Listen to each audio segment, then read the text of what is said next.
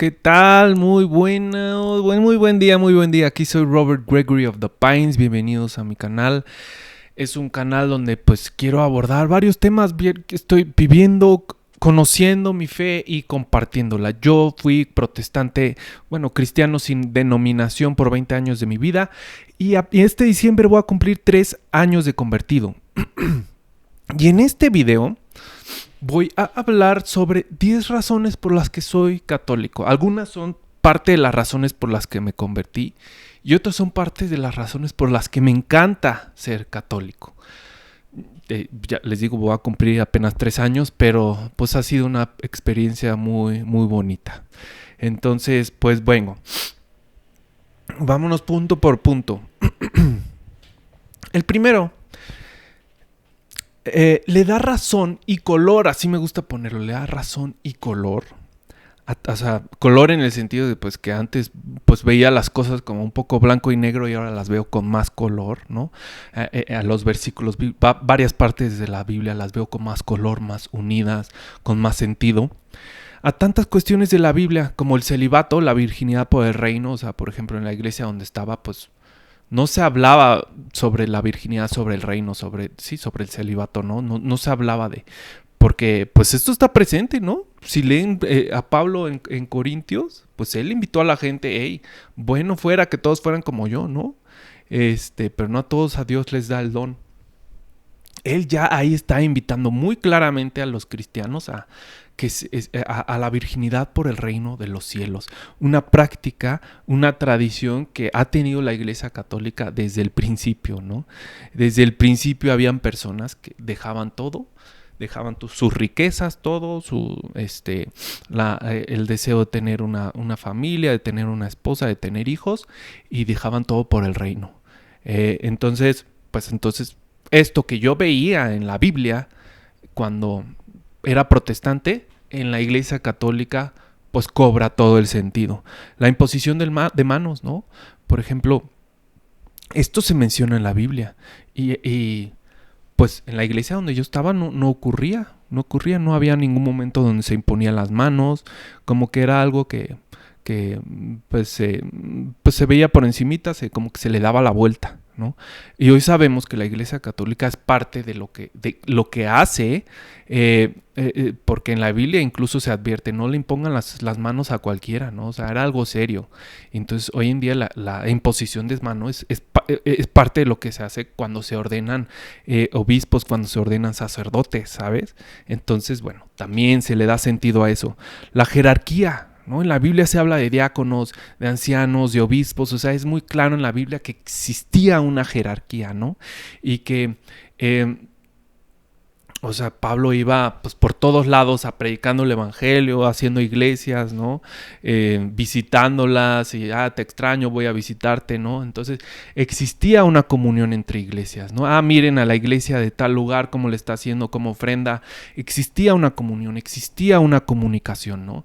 Y existía una jerarquía, ¿no? Por ejemplo, cuando en el primer concilio que se registra el cristianismo, el concilio de Jerusalén, donde se fue a discutir pues si se tenía que seguir con la ley judía, ¿no? Y si sí, qué tanto se tenía que seguir. Y entonces se reunieron ahí los apóstoles y se determinó algo, y entonces fue Pablo a compartir lo que se había determinado, ¿no? Entonces había un grupo una autoridad que decidía como un concilio, las autoridades reunidas, un concilio, se decidía y se compartía, se comunicaba, ¿no? Entonces, la importancia de la jerarquía, ¿no? Entonces, la jerarquía que yo vi en la Biblia, la veo en la Iglesia Católica. Las llaves, ¿no? Sabemos que en Mateo, creo que es el 16 y 18, Jesús habla sobre las llaves que Jesús le dio las llaves a Pedro, pues, ¿qué significado le da la Iglesia, los cristianos evangélicos a eso? A ver, aquí puse la comunión, no me acuerdo bien a qué me refería. El sufrimiento, ¿no? Creo que lo voy a tocar más adelante, pero en las cartas Pablo habla de completar los sufrimientos de Cristo, ¿no? Habla de que ponen su cuerpo en servidumbre. Entonces, la iglesia, esa es una, y eso ya me di cuenta después, esa es una fuerte diferencia entre la Iglesia Católica y muchas de las iglesias cristianas, ¿no? El sufrimiento, pues, redentor, participar en los sufrimientos de Cristo, ¿no? O sea, nosotros cuando sufrimos, tanto físicamente como mentalmente, psicológicamente, nuestros sufrimientos pueden ser ofrecidos a Dios y de esa forma participar o sea, se lo puedes ofrecer a Dios y por las almas del purgatorio, por la salvación de alguien más, ¿sabes? El sufrimiento nuestro sufrimiento participa en los sufrimientos de Cristo. Entonces, eso yo lo veía en la Biblia, entonces no me hacía sentido con lo que me enseñaban. Los dones del Espíritu Santo, ¿no? Los dones del Espíritu Santo, o sea, porque la Biblia dice que estos dones seguirán a los que creen, ¿no? Y entonces, pues yo no tengo muchos dones de los que vienen ahí, ¿no? En la Biblia, pero si revisamos la historia de la iglesia, la historia de los santos sí están presentes, ¿no? Siguen habiendo milagros. La guía continua del Espíritu, ¿no? O sea, Jesús prometió que el Espíritu los guiaría a toda verdad, que el Espíritu nos guiaría a todos los cristianos a toda verdad, ¿no? Y no puso un límite, ¿no? O sea, no puso hasta tal momento, hasta X momento los va a dejar de guiar, ¿no? Entonces yo veo esa guía del Espíritu en la Iglesia Católica, ¿no? En los concilios, en los santos, en los doctores, ¿no? Y hoy en día en el sínodo que fue el año pasado, ¿sabes? El Espíritu sigue guiando. La Eucaristía, ¿no?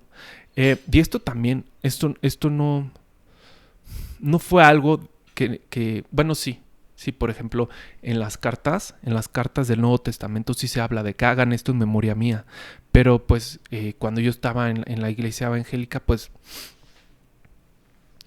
se hacía cada que se podía, ¿no? Cada que había, pues nos juntábamos se rentaba un lugar, ¿no? En un club, entonces pues se hacía la cena del Señor cada que pues había lugar, a que había cupo, que el pastor podía, ¿no? Así lo percibía yo, ¿no? Entonces no había una regularidad y con toda razón, desde su punto de vista, ¿no? ¿A qué voy?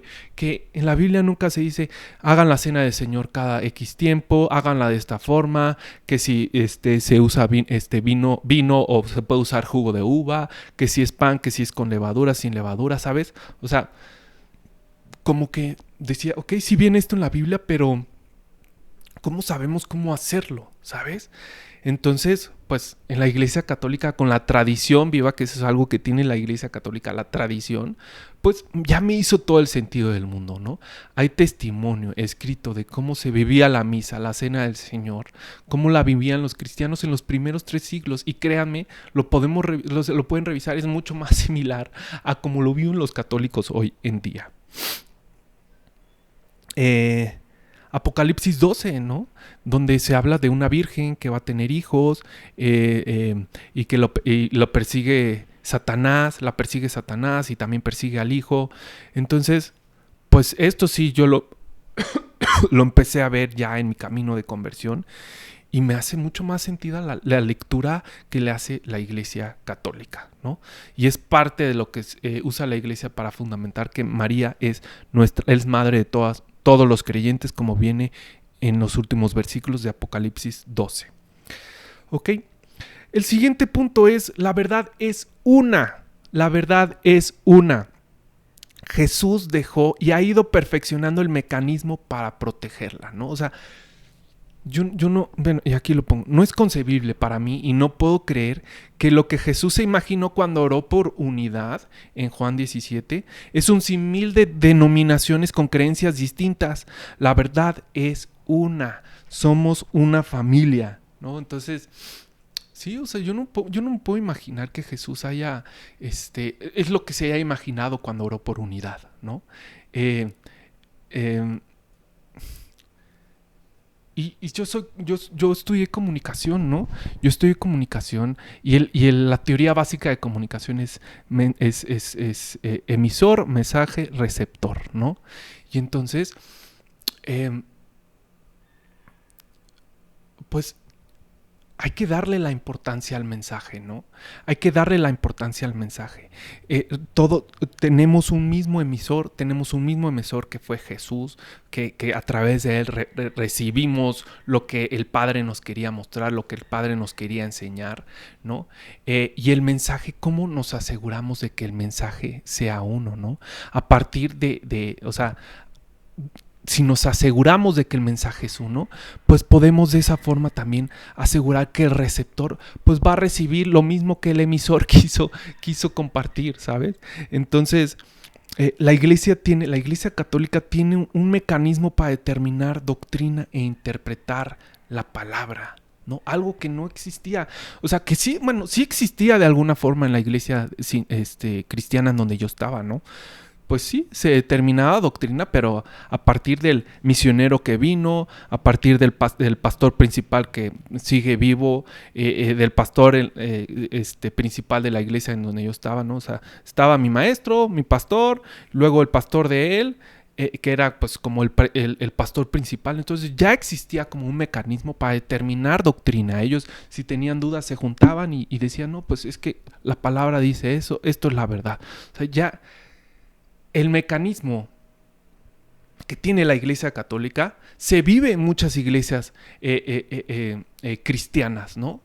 Pero entonces, para mí, eso es evidencia de que es necesario un mecanismo, una jerarquía de ancianos que determinen la doctrina, que interpreten la doctrina.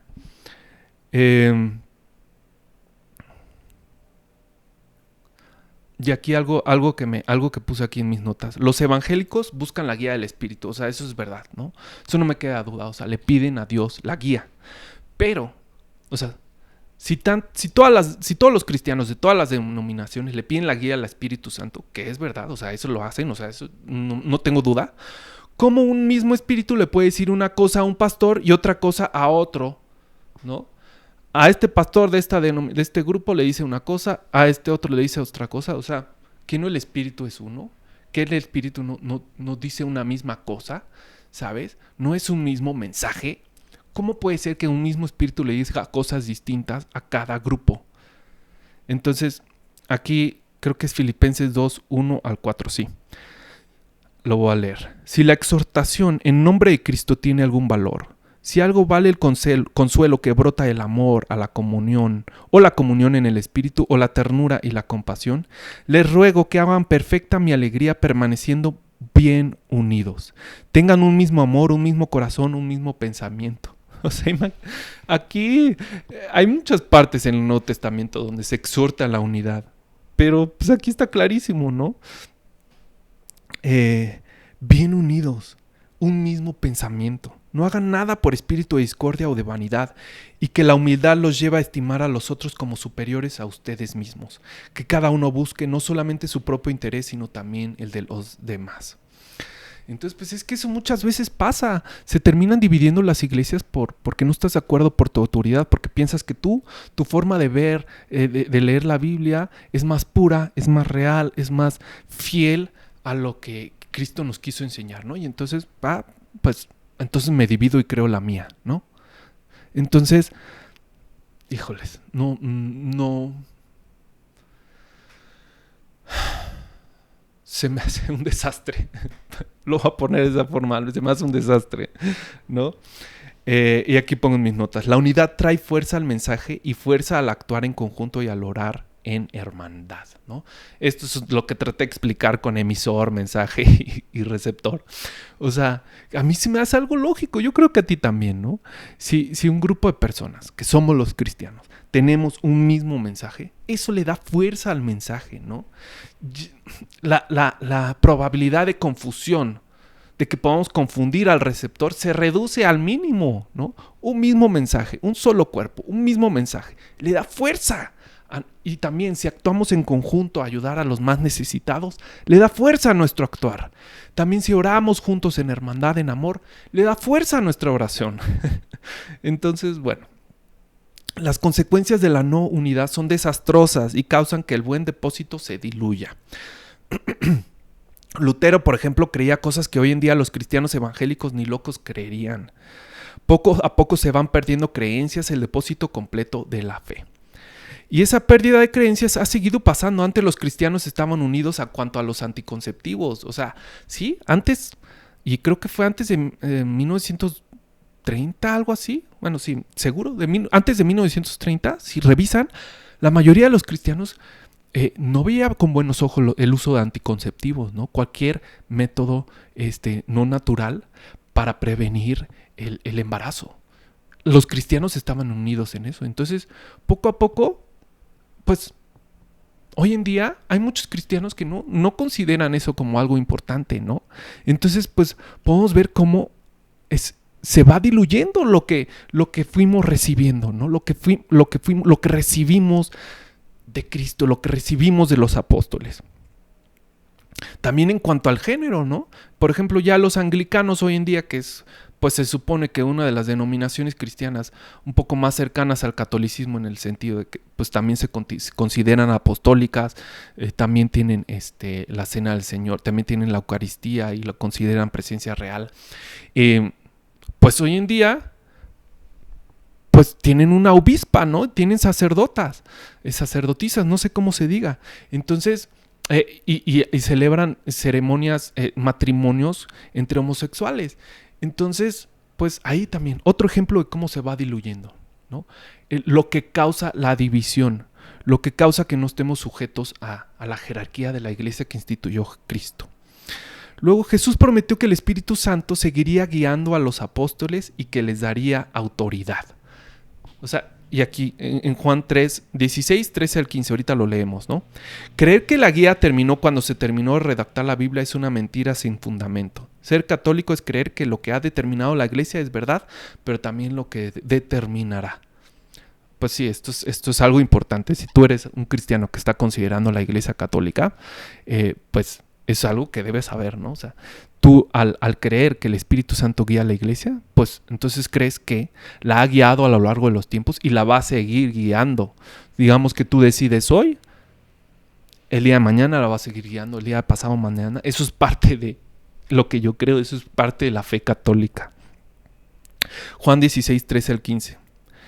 Todavía tengo muchas cosas que decirles, pero ustedes no las pueden comprender ahora.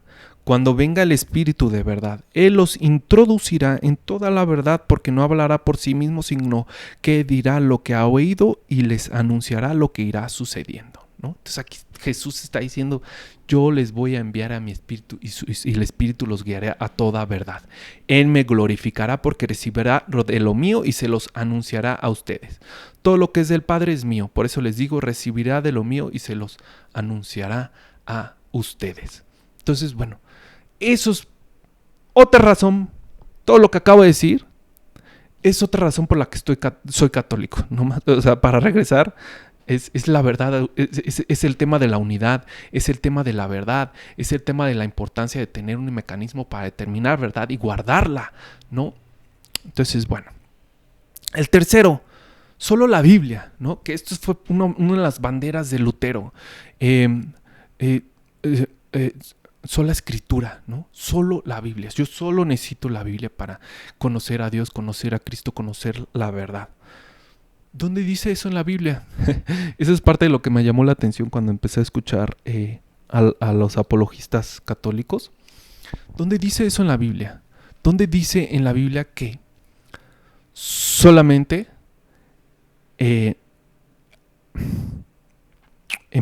utilices la Biblia para informar tu fe, para instruir tu fe?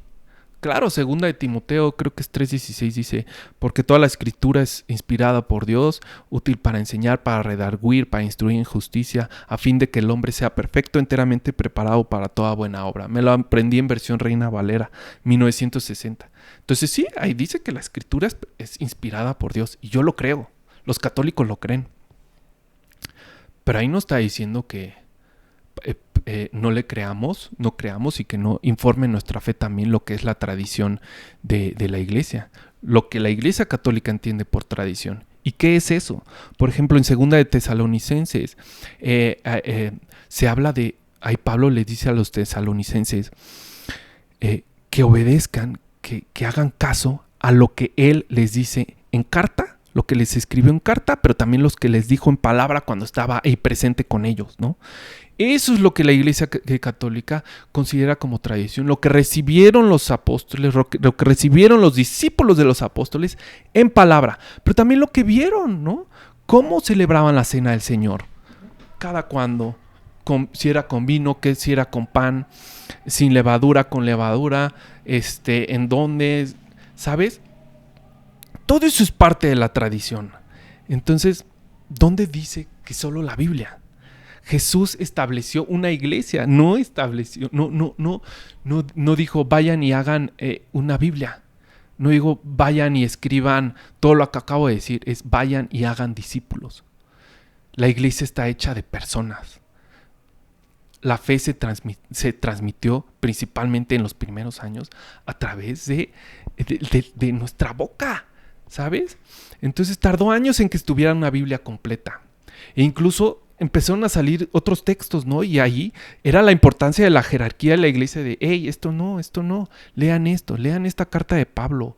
Pedro mismo dice en una de sus cartas, lean a Pablo, aunque es difícil de entender, léanlo, ¿saben? Dejó discípulos y les dio autoridad. Ahí está, aquí está, sí, 2 Tesalonicenses 2:15. Por lo tanto, hermanos, manténganse firmes y conserven fielmente las tradiciones que aprendieron de nosotros, sea oralmente o por carta. Ahí está Pablo diciendo, ¿no? Sea oralmente o por carta. Esa fue la tercera razón, ¿no? Que básicamente es como, pues, soy católico porque creo en la tradición, ¿no? Porque creo en lo que enseñaron los apóstoles de forma oral. Cuarto, las vidas de los santos hablan por sí mismas, ¿no? O sea, yo cuando empecé a adentrarme en lo que es la Iglesia Católica y empecé a leer las historias de los santos, fue como wow, o sea, me quedé boquiabierto, así como que admirable sus vidas, ¿no? De mujeres, de hombres, de ermitaños, de vírgenes, de sacerdotes, de predicadores, o sea, eran personas religiosas que vivían en comunidad también, se empezaron a formar comunidades. Reyes también habían. Ahora laicos, ¿no? Cada vez hay más laicos en los últimos años. Entonces yo veo, cuando leo sus vidas, veo santidad de vida en todo sentido, ¿no? Realmente son vidas admirables. Entonces esa es otra razón, los santos, sus vidas, que para mí transmiten como si Cristo continuara viviendo en esta tierra. Número 5, la quinta razón, la intercesión de los santos. O sea, la verdad, déjeme, me quito mi camisa.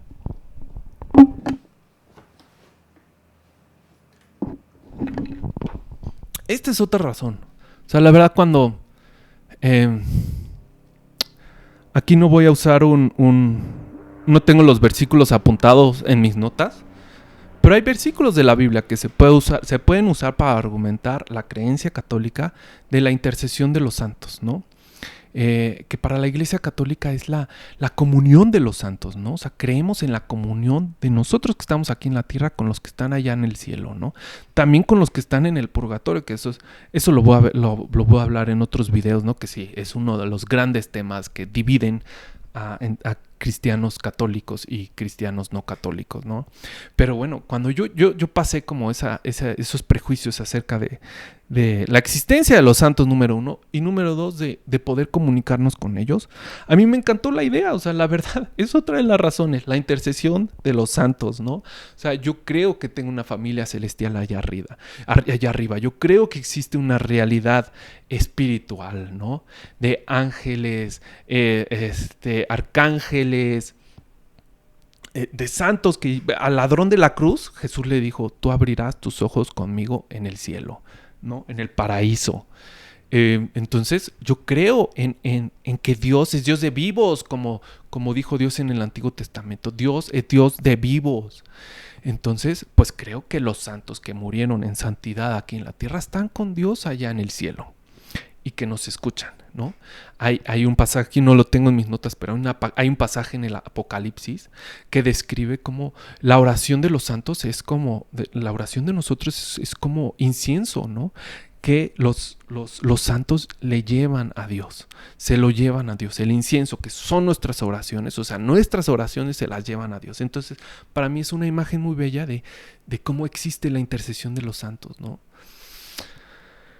Entonces, bueno, esta es otra de las razones. La verdad, a mí, o sea, hay quienes como que le dicen, no, yo me voy directo con Dios, yo no tengo por qué pedirle nada a los santos.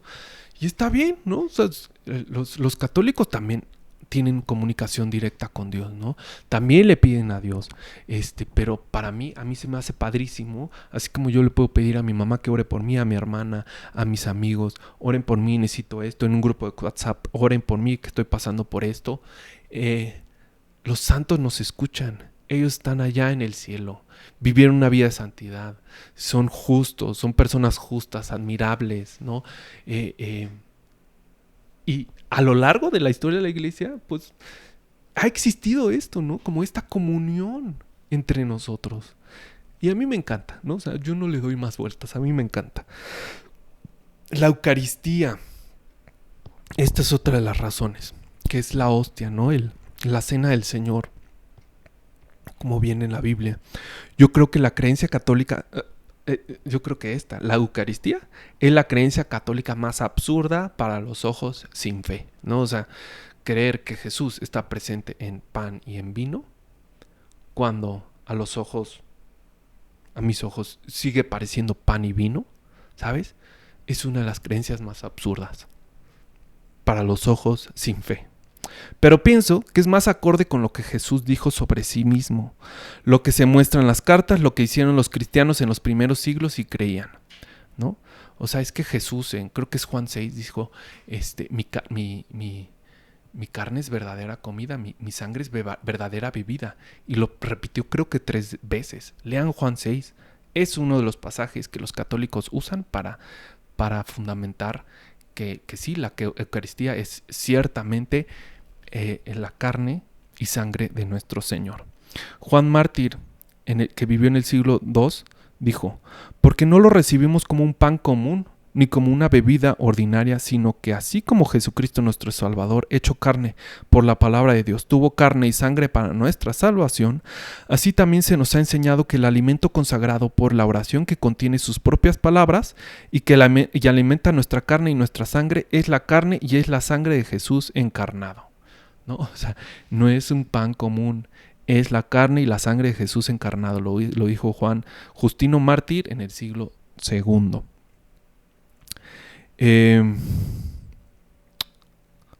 Luego en la Primera Apología, capítulo 66. Eso fue lo que acabo de leer, es Primera Apología, capítulo 66. Otro fragmento en la epístola a los Esmirneos, capítulo 7, dice, se abstienen de la Eucaristía y de la oración, porque no confiesan que la Eucaristía sea la carne de nuestro Salvador Jesucristo, que sufrió por nuestros pecados y que el Padre por su bondad resucitó. Aquellos, por tanto, ¿quiénes aquellos? Los que no confiesan que la Eucaristía sea la carne de nuestro Salvador Jesucristo. Entonces, aquellos, por tanto, que hablan en contra de este don de Dios, incurren en la muerte en medio de sus disputas. Pero sería mejor para ellos tratarlo con respeto, para que ellos también puedan resucitar. Entonces, aquí está vinculando la recepción de la Eucaristía, la comunión con la carne y la sangre de nuestro Señor Jesucristo con la resurrección. Luego Ignacio de Antioquía, obispo de la iglesia de Antioquía, él fue un importante líder cristiano primitivo según la tradición y fue martirizado en Roma. Esto fue lo que acabamos de leer de 1110 después de Cristo más o menos. Lo que acabo de leer lo dijo él, lo dijo Ignacio de Antioquía, que fue discípulo de Juan. Ok, entonces esta es otra de las razones. La sexta, la Eucaristía, ¿no? Creo que el entendimiento católico romano de la Eucaristía es más fiel a la Escritura y más fiel a lo que históricamente vemos en cómo lo entendían y vivía la fe pues los cristianos de los primeros siglos. La séptima razón, si se hace un estudio exhaustivo de lo que la Biblia dice acerca de la salvación, la concepción católica es la que recoge y expone con más claridad y fidelidad la salvación. Y aquí pues esta fue la razón, o sea, la que dije, es aquí, no hay más, ¿no? La que disipó todas mis dudas, ¿no? Yo, pues sí, o sea, empecé a investigar qué dicen los católicos sobre María, sobre el Papa, sobre los santos, sobre las imágenes. Pero dije, ok, podrían tener razón, ¿no? Lo justifican con la palabra de Dios, lo justifican con la historia de la iglesia, con los padres apostólicos, los cristianos de los primeros siglos. Entonces, ok, a lo mejor podrían tener razón. Pero si están mal acerca de la salvación, nada importa, ¿no? Nada importa. Entonces, lo que yo hice primero fue agarrar y buscar todos los versículos que hablaban sobre la salvación, ¿no? Sobre perseverar en la fe, sobre la apostasía. Y hice un documento, ¿no? Y para mí fue muy claro que la salvación se pierde, ¿no? O sea, esa fue como la conclusión a la que llegué. Y que es algo que sabe, o sea, no sé con quién estoy hablando, si eres un católico o eres... si eres un católico, te digo, lo que creen la mayoría de los cristianos evangélicos sin denominación es que una vez que tú recibes a Jesús en tu corazón, eres hecho una nueva criatura, vuelves a nacer y entonces todos tus pecados pasados, presentes y futuros son borrados, ¿no? Toda tu culpa, todo queda borrado, tú eres hecho una nueva criatura y tu salvación es asegurada, en pocas palabras, ¿no? Y entonces las buenas obras más bien son evidencia de que realmente volviste a nacer, ¿ok? Pero entonces, ¿qué pasaba cuando yo era cristiano evangélico, qué pasaba con aquellos que se alejaban de la fe? Pues ellos decían, no, pues es que nunca fue salvo, nunca creyó, nunca volvió a nacer. Y que es probablemente lo que mis hermanos creen de mí ahorita, ¿no? Que yo nunca volví a nacer y por eso me alejé. Entonces, bueno, por eso era la importancia de esa conclusión que yo tomé, a la que llegué. La salvación se puede perder. Para mí es muy claro. Si hacen un estudio exhaustivo de lo que dice la Biblia, la salvación se puede perder. Y entonces fue lo que me llevó a estudiar lo que dice el decreto de justificación del Concilio de Trento. Yo lo leí y dije, no inventes, creo que la Iglesia Católica, o sea, esto que acabo de leer, que escribió la Iglesia Católica en el siglo XVI, es el documento que más fielmente comunica lo que es la salvación y la justificación, en mi opinión. ¿Ok? Entonces, esa es otra razón, ¿no? Entonces, resume, la séptima razón es la perspectiva, el entendimiento católico sobre la salvación. Déjenme tomar un poquito de agua. Ok, la octava razón. Jesús nos dio dos faros para reconocer a sus discípulos.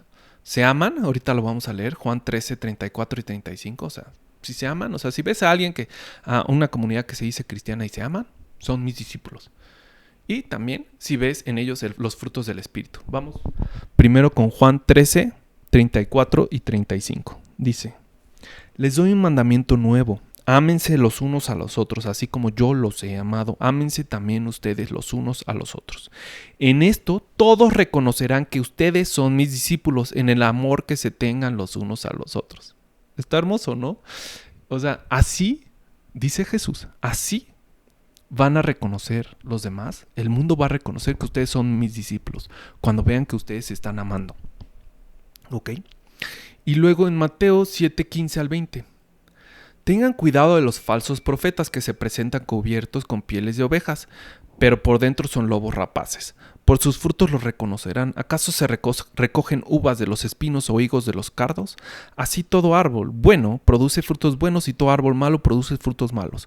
Un árbol bueno no puede producir frutos malos, ni un árbol malo puede producir frutos buenos. Al árbol que no produce frutos buenos se lo corta y se lo arroja al fuego. Por sus frutos entonces ustedes los reconocerán. Entonces, ¿por qué puso esto aquí? Número 1, o sea, yo puse estos dos pasajes porque yo vi los faros, 2 faros que Jesús nos dio para poder, bueno, la Biblia nos presenta para poder reconocer al pueblo de Dios, a los cristianos. Uno es que se aman entre sí y el otro es que vean sus frutos, ¿ok? Y entonces, pues eso fue lo que pasó en mi camino de conversión. Yo vi a una comunidad católica que se amaba entre sí, entonces me llamó la atención. Y desde mi percepción pude confirmar que también yo veía frutos del Espíritu en ellos, ¿ok? Que la Biblia los menciona, cuáles son los frutos del Espíritu. Pero ¿qué pasa aquí? Muchos podrían usar este mismo pasaje de los frutos para decir, no, pues claramente los frutos de la Iglesia Católica son frutos malos, ¿no? Todos los abusos, todos los papas malos, etcétera, ¿no? Y yo no vengo aquí a justificar toda la maldad que ha habido en la Iglesia Católica. Pero pues sí puedo decir que yo sí creo que no hay ninguna iglesia cristiana que se escape de los frutos malos, ¿sabes? No creo. No creo que haya una iglesia, ni siquiera que lleve 5 años, 7 años. Yo no creo que haya una iglesia que no tenga frutos malos. Y en cambio, yo creo que tanto en la iglesia en la que yo estaba evangélica, como en la iglesia católica, hay abundancia de frutos buenos, ¿no? Y como también viene en las parábolas de Jesús, Jesús al final separará el trigo de la cizaña, ¿sabes? O sea, entonces yo reconocí tanto el fruto del Espíritu en personas de carne y hueso que yo estaba viendo, en sus ojos. Vi los frutos del Espíritu, número 1. Y número 2, también puedo reconocer el fruto de buenas obras de la Iglesia Católica a lo largo de los siglos. Hoy día y a lo largo de los siglos. Entonces, bueno, esa fue ¿qué fue? La 8ª razón. Ya casi acabamos. Faltan 2 más. La 9, la 9ª razón. Lo que critican sobre ella es mentira. Esa es una opción. No se entiende o simplemente tiene una explicación, ¿no? Se ven raíces en la historia de la iglesia y los escritos de los padres apostólicos, ¿no? Todo lo que critican sobre ella, sobre los que según esto adoran a María, que según esto son idólatras por las imágenes, porque se inclinan ante los santos, que también consideran al Papa como algo más que un hombre, una lista interminable, ¿no? Todo lo que critican tiene una explicación, ¿no? Tiene una explicación. Y lo que yo encontré es que la explicación es tanto bíblica, la gran mayoría, es bíblica, pero también se puede explicar con lo que creían los cristianos en los primeros siglos, de lo cual tenemos testimonio en los escritos que se han rescatado, ¿no? Los escritos de Ireneo de León, de Justin Martyr, de Policarpo, de varios, ¿no? Tenemos testimonio de evidencia de qué es lo que creían los cristianos y cómo vivían su fe en los primeros siglos. Entonces, pues sí, esa es la 9ª razón, ¿no? Todo lo que critican sobre ella tiene una explicación. ¿Tiene una explicación o es mentira tal cual?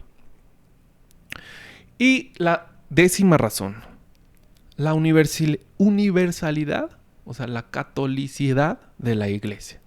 Y aquí puse como su punto, o sea, yo fui a la JMJ de Lisboa hace 3 años, que es la Jornada Mundial de la Juventud, y entonces pues fue una experiencia hermosa porque fue ver la universalidad de la iglesia, ¿no? A católicos de todo el mundo, presentes ahí, adorando a Dios, ¿no? Entonces me dio mucha esperanza, me dio mucha alegría, me dio mucha tranquilidad como de saber que estoy en casa, ¿no? También la catolicidad incluye como esta universalidad histórica, ¿no? Ya lo he mencionado en varios puntos, ¿no? Me encanta el tener como ese piso firme de los concilios, de los escritos de los santos, los escritos de los primeros 3 siglos, de los padres apostólicos, ¿no? Entonces, básicamente, o sea, yo siento que al entrar a la Iglesia Católica fue como conectar con mis raíces, ¿no? O sea, yo no siento que cambié de religión. Religión es religarse con Dios. Yo ya estaba ligado con Dios. Para mí fue como encontrar las raíces de mi fe cristiana, ¿no? Encontrar esa fe que se ha ido diluyendo a causa de las divisiones en la iglesia, pero entonces encontrar ese fiel depósito, esa fe completa, ¿no? La gracia completa. Entonces, pues ya en resumen, o sea, yo soy católico porque pienso que lo que enseña la Iglesia Católica es verdad. Porque en la iglesia está la plenitud de la verdad, las raíces de mi fe, que enseñan la verdad completa con autoridad y es el seno de la familia de Dios, como viene en el catecismo de la iglesia. Entonces yo quise regresar a donde todos partimos. Entonces, y aquí mi lógica es, o sea, si todo lo que enseña la iglesia es verdad, tiene una justificación bíblica y apostólica. Número 2, hay evidencia de que ha habido un linaje apostólico desde los apóstoles, un linaje apóstoles, obispos y ellos obispos a otros obispos, ¿no? A lo largo de los siglos, ¿no? Entonces, todo lo que dicen es verdad. Ha habido un linaje apostólico. Todo lo que critican sobre ella es mentira o tiene explicación. A Jesús le importa la unidad y es importante la unidad para la salvación del mundo. O sea, para mí fue un no-brainer, como se dice en inglés. O sea, fue como una decisión, una vez que ya tenía como pues todos los piezas del rompecabezas armado. O sea, no hay razón por la cual estar desunidos. Hay que regresar de donde todos salimos.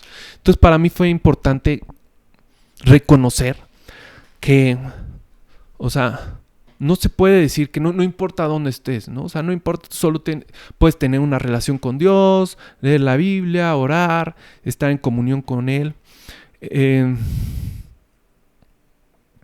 O no importa, ok, ya reconocí que los católicos no están tan mal, son cristianos igual que nosotros, pero yo voy a ser fiel a esta iglesia donde recibí primero, pues, mi instrucción religiosa, ¿no?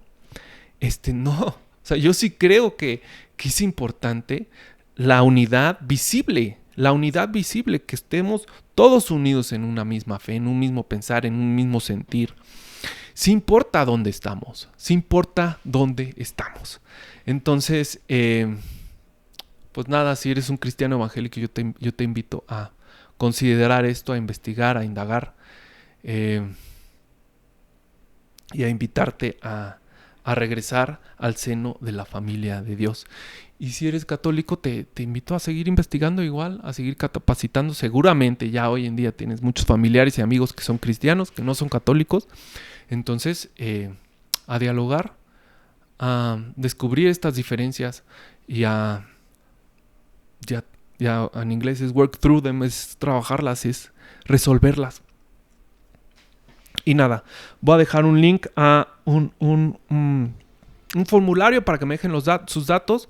Voy a empezar me gustaría hacer talleres o cursos tanto presenciales como en línea, pues para tener más interacción.